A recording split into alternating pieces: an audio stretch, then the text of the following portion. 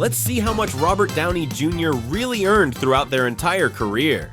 We're about to reveal every single paycheck, from his very first role as a 5-year-old to his massive Marvel Universe deals.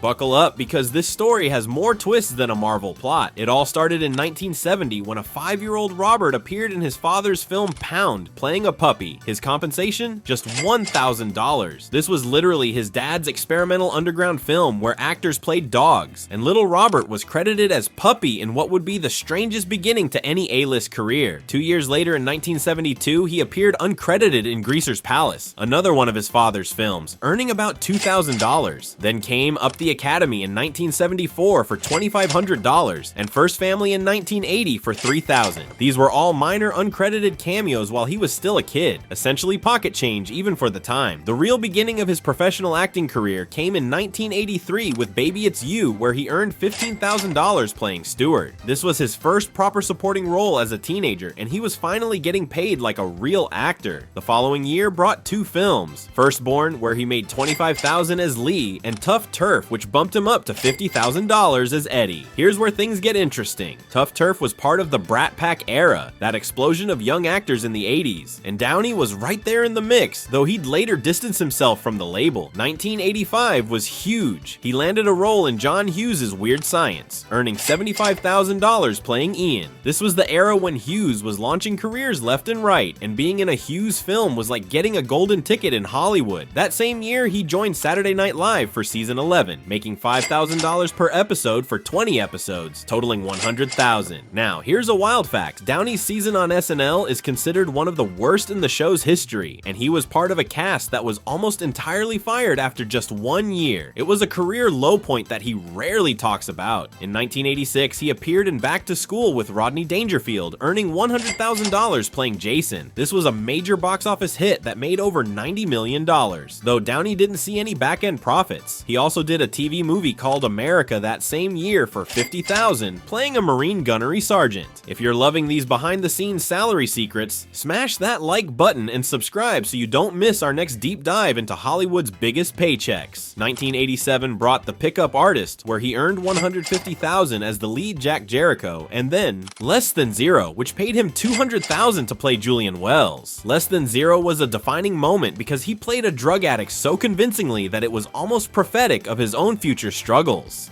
Critics praised his raw, haunting performance, not knowing he was method acting in the worst possible way. The late 80s saw him in Johnny Be Good for $150,000, Rented Lips for $50,000, and the Vietnam drama 1969 for $100,000. In 1989, he made a quick $10,000 for a mockumentary cameo in That's Adequate, then jumped to $250,000 for the romantic comedy Chances Are, and $300,000 for the legal thriller True Believer. 1990 brought a major payday, $500,000 for Air America, where he starred alongside Mel Gibson. This was his biggest check yet, and showed he could carry a film with an A-list star. He also made $200,000 for the indie comedy Too Much Sun that same year.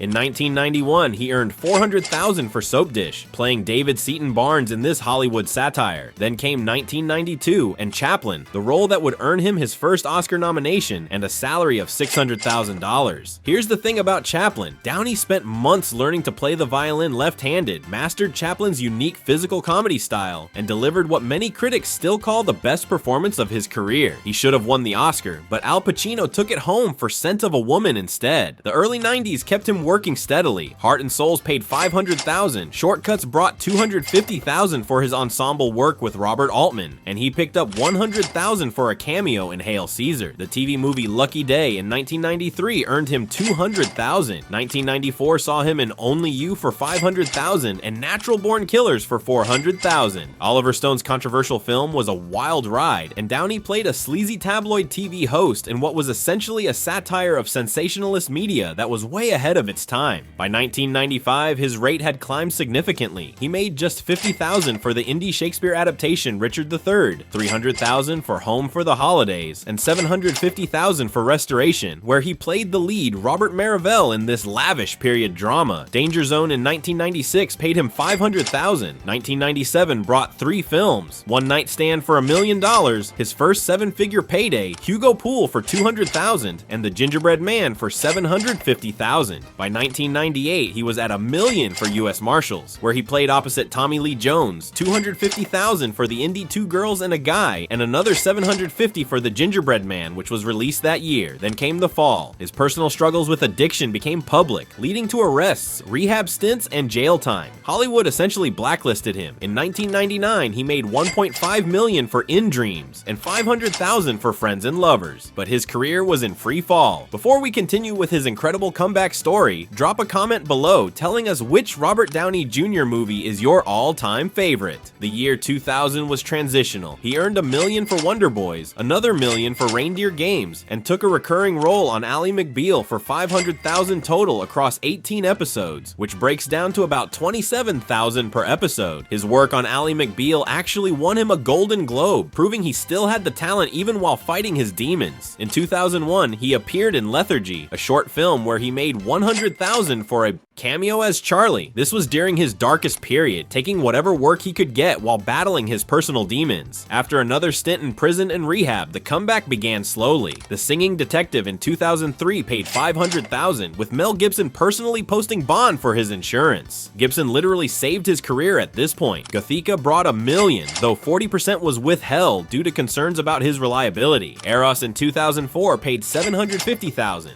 Then came 2005, a pivotal year. He did Game 6 for $100 per day, literally working for scale on an indie film because no one would insure him. But Kiss Kiss Bang Bang, where he earned $1.5 million, reminded everyone why he was a star. Director Shane Black took a massive gamble on him, and it paid off. He also made $500,000 for Good Night and Good Luck. 2006 and 2007 kept building momentum. A Scanner, Darkly for $1 million, The Shaggy Dog for $1.5 million, A Guide to Recognizing Your Saints for $750,000, Lucky You for $2 million confirmed, Zodiac for $1.5 million, and Charlie Bartlett for $1 million. And then came 2008 and Iron Man, the deal that changed everything. He was paid $2 million base salary, which included $500,000 upfront plus 8% of the gross. When Iron Man made over $580 million worldwide, his back end pushed his total earnings into the stratosphere. Jon Favreau fought to cast him when the studio wanted someone safer, and it became the single best casting decision in superhero movie history. That same year, he earned another $2 million for Tropic Thunder, playing Kirk Lazarus in blackface, a role so controversial and yet so perfectly executed that it earned him an Oscar nomination. 2009 brought $2 million for The Soloist and $9 million for Sherlock Holmes, his biggest upfront payday yet. By 2010, Iron Man 2 paid him $10 million base plus another $10 million in back end, totaling $20 million. Due Date that same year brought $12 million. Sherlock Holmes, A Game of Shadows in 2011 paid $15 million. Then came 2012 and The Avengers, where he made $50 million.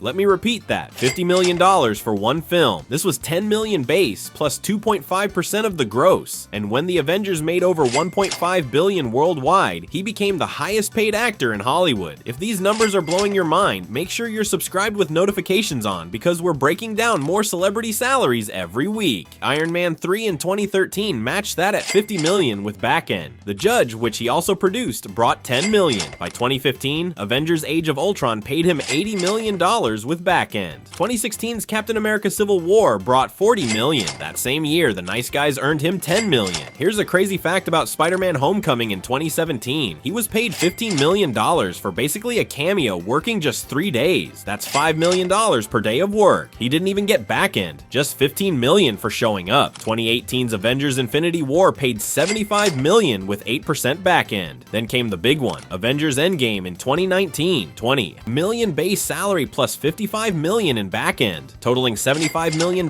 for his final performance as Tony Stark. This was the emotional culmination of over a decade in the role, and his death scene became one of the most iconic moments in cinema history. He also made $1 million for voice work in the Endgame video game. Dolittle in 2020 paid $20 million as both star and producer, though the film itself was a massive flop, losing the studio over $50 million. 2022's Senior, a documentary about his relationship with his father, brought an estimated $500,000 as producer and subject. Then came 2023 and Oppenheimer, where he took a massive pay cut, earning just $4 million to work with Christopher Nolan. But here's the kicker. He won the Oscar for Best Supporting Actor, his first competitive Academy Award after being nominated twice before. The back end added about another $1 million, but it was never about the money. It was about artistic validation. 2024's The Sympathizer miniseries on HBO paid an estimated $3 million for 4 episodes as both lead actor and producer. And now, the future. Avengers Doomsday in 2025 and Avengers Secret Wars in 2026 will each pay him over $80 million